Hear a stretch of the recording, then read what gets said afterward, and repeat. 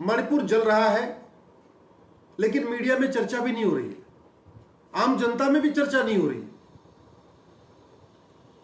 जैसे पहले कश्मीर जल रहा था, वैसे आज मणिपुर जल रहा है। और क्यों जल रहा है? क्योंकि मणिपुर के कन्वर्टेड हिंदू, जो वहां के बचे हुए हिंदू हैं, उनको भगाना चाहते हैं। और इसको अगर गंभीरता के साथ नहीं रोका गया, आने वाले टाइम में जो आग आज मणिपुर में लगी है, कल यही नागालैंड में भी लगेगी, परसों यही मेघालय में भी लगेगी, नरसों यही मिजोरम में भी लगेगी, बाद में यही अरुणाचल में भी लगेगी। केरल में जो चल रहा है आपने देखा ही थी, केरला स्टोरी आई है, आप देख ही रहे। हिंदुओं के लिए जो सबसे बड़े खतरा है, हिंदुओं के लिए जो सबसे बड़ा खतरा है, वो कन्वर्टेड हिंदू है। अरब के लोग हिंदुओं को खत्म करने नहीं आ रहे भारत में। इटली, पोप या अमेरिका और ब्रिटेन के लोग हिंदुओं को खत्म करने नहीं आ रहे। हिंदुस्तान में हिंदुओं को खत्म कर रहे हैं हिंदुस्तान में रहने वाले कन्वर्टेड हिंदू। दुर्भाग्यवश इन कन्वर्टेड हिंदुओं को वापस हिंदू बनाने पे गंभीरता के साथ प्रयास ही नहीं हो रहा है। न संसद में इस पे चर्चा हो रही है कि कैसे हिंदुस्तान के कन्वर्टेड हिंदुओं को वापस हिंदू बनाया जाए, न विधानसभा में चर्चा हो रही है कि हिंदुस्तान के कन्वर्टेड हिंदुओं को कैसे वापस हिंदू बनाया जाए, न मीडिया में चर्चा हो रही है कि कन्वर्टेड हिंदुओं को कैसे वापस हिंदू बनाया जाए। और जो हिंदू हैं उनको कन्वर्ट करने के लिए जो बड़ी फंडिंग आ रही है, उसको रोकने पे चर्चा नहीं हो रही। नतीजा यह है, आज मणिपुर जल रहा है, कल को मेघालय जलेगा, नागालैंड जलेगा, सिक्किम जलेगा, अरुणाचल जलेगा, आने वाले टाइम में झारखंड भी जलेगा। अभी मैं झारखंड गया था, बहुत बुरा हाल हो रखा है झारखंड का। और ये चर्चा इसलिए नहीं होती है क्योंकि इस पर चर्चा करने से वोट और नोट का खतरा है। बहुत बड़ी मात्रा में यहां पे नोट आ रहा है विदेशों से। मैं बार बार कह रहा हूं, विदेशों से नोट आ रहा है हिंदुस्तान के हिंदुओं को कन्वर्ट करने के लिए। और दूसरी तरफ कन्वर्टेड हिंदुओं की वोट की लालच भी है, इसलिए कन्वर्टेड हिंदुओं को खुश करने की कोशिश की जाती है। कन्वर्टेड हिंदुओं का 100 खून माफ, कन्वर्टेड हिंदू कुछ भी करें, कोई उनके ऊपर कोई एक्शन नहीं। और हिंदू अगर कुछ करे, क्रिया की प्रतिक्रिया भी कर दे, तो सीधे जेल में। इसके पहले बंगाल में चुनाव के पहले क्या हुआ था? कन्वर्टेड हिंदुओं ने ही वहां के हिंदुओं को पलायन करने के लिए मजबूर किया था।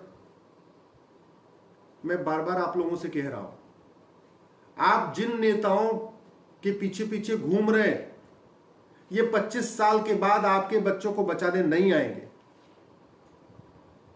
आज के अच्छे नेता 25 साल के बाद आपके बच्चों को बचाने नहीं आएंगे, लेकिन आज का अच्छा कानून 25 साल के बाद भी आपके बच्चों को बचाएगा। आज के अच्छे नेता आपकी संस्कृति के, आपके धर्म को 25 साल के बाद बचाने नहीं आएंगे, लेकिन आज का अच्छा कानून 25 साल के बाद भी आपकी संस्कृति की रक्षा करेगा, आपके धर्म की रक्षा करेगा। इसलिए अभी भी आंखें खोलिए, दल गुलामी छोड़िए, पार्टियों की गुलामी छोड़िए, नेताओं की भक्ति छोड़िए, नेताओं की चमचागिरी छोड़िए, अपनी संस्कृति के लिए खड़े होइए, अपने धर्म के लिए खड़े होइए। जब तक ये विदेशी फंडिंग नहीं बंद होगी, कभी केरल जलेगा, कभी कश्मीर जलेगा, कभी मणिपुर जलेगा, कभी मिजोरम में जलेगा, कभी नागालैंड जलेगा, कभी अरुणाचल जलेगा। जब तक ये फंडिंग नहीं बंद होगी, भ्रष्टाचार बंद नहीं होगा, धर्मांतरण बंद नहीं होगा, हिंदुओं को कन्वर्ट किया जाएगा।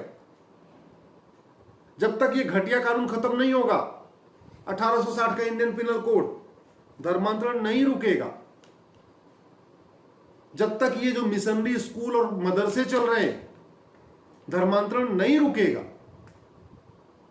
हिंदुस्तान में लगभग 5 लाख मिशनरी स्कूल और मदरसे हैं, जहां पे समता समानता नहीं सिखाई जाती, वसुधैव कुटुंबकम नहीं सिखाया जाता, नारी तू नारायणी नहीं सिखाया जाता, सर्वधर्म संभाव नहीं सिखाया जाता। केवल और केवल सुपीरियरिटी और इंफीरियरिटी सिखाई जाती है। केवल ये सिखाया जाता है कि हिंदू तो इंफीरियर है। मदरसों में भी यही सिखाया जाता है, मिशनरी स्कूलों में भी सिखाया जाता है। रामायण महाभारत को एक काल्पनिक कहानी बताई जाती है। कौन रोकेगा इसको? समाज रोकेगा क्या? हम और आप रोक पाएंगे क्या? इसको रोकने की जिम्मेदारी किसकी है? विदेशी फंडिंग रोकने की जिम्मेदारी किसकी है? हमारी, आपकी है या सरकार की है? मदरसा और मिशनरी स्कूल को बंद करने की जिम्मेदारी किसकी है? हमारी, आपकी है या सरकार की है? घुसपैठ रोकने की जिम्मेदारी किसकी है? हमारी, आपकी है या सरकार की है? धर्मांतरण खिलाफ कठोर कानून बनाने की जिम्मेदारी किसकी है? हमारी, आपकी है या सरकार की है? पता नहीं, मुझे समझ में नहीं आ रहा है कि आप लोग इतने गुलाम हो चुके हैं अपने नेताओं के, इतने गुलाम हो चुके हैं अपनी पार्टियों के, कि अपने सांसदों विधायकों से एक बार ये कहने में आपको डर लगता है कि भैया कानून बनाओ, तुम्हारी ड्यूटी है कानून बनाना। अपने सांसदों विधायकों से इतना भी नहीं कह पा रहे हैं कि जो समस्या भारत में वो सिंगापुर में क्यों नहीं है? सिंगापुर में कोई धर्मांतरण क्यों नहीं करता? सिंगापुर में कोई घुसपैठ क्यों नहीं करता? सिंगापुर में कोई पत्थरबाजी क्यों नहीं करता? सिंगापुर में खुलेआम ऑफिसों को कोई क्यों नहीं जलाता? सिंगापुर में कोई पलायन करने के लिए किसी को मजबूर क्यों नहीं करता? क्या सिंगापुर के प्रधानमंत्री बहुत पावरफुल है या बहुत अच्छे हैं? हमारे प्रधानमंत्री तो ज्यादा ईमानदार है, हमारे प्रधानमंत्री ज्यादा मेहनती है, हमारे प्रधानमंत्री ज्यादा राष्ट्रभक्त है। फिर जो प्रॉब्लम भारत में है वो सिंगापुर में क्यों नहीं है?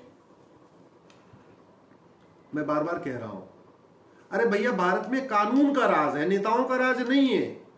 XYZ नेता का राज नहीं है, ABC ने पार्टी का राज नहीं है, कानून का राज है। और कानून घटिया है।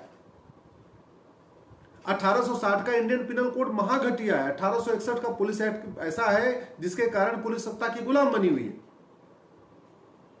1872 का एविडेंस इतना घटिया है कि जिसको सजा होनी चाहिए वो छूट जाता है, जिसको छूटना चाहिए वो जेल में रहता है।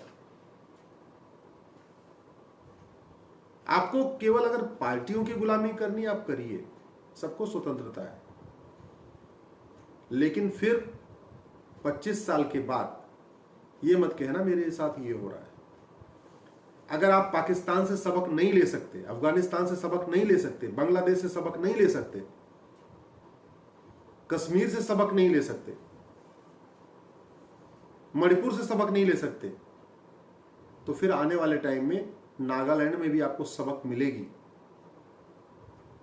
नागालैंड भी जलेगा, अरुणाचल भी जलेगा, मेघालय भी जलेगा, मिजोरम भी जलेगा, झारखंड भी जलेगा, पंजाब भी जलेगा, केरल भी जलेगा, लद्दाख भी जलेगा, लक्षद्वीप भी जलेगा।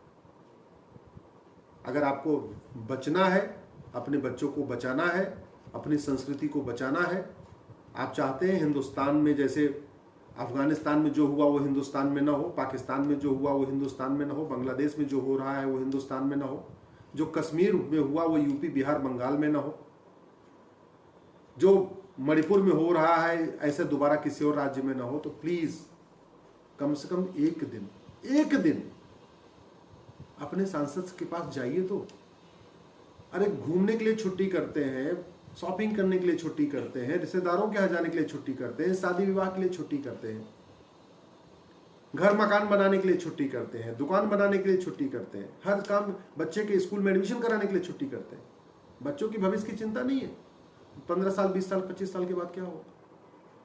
याद रखिए, इस देश को अगर बचाना है एक ही तरीका है, कानून बदला जाए। और कानून तभी बदलेगा जब सब लोग दल गुलामी छोड़ेंगे, पार्टियों की गुलामी छोड़ेंगे, नेताओं की चमचागिरी छोड़ेंगे और खुलेआम बोलेंगे आपकी ड्यूटी है कानून बनाना, आप कानून बनाइए।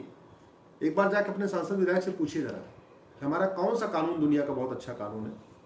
हम क्यों अपने कानूनों को दुनिया का सर्वोत्तम कानून नहीं बना रहे?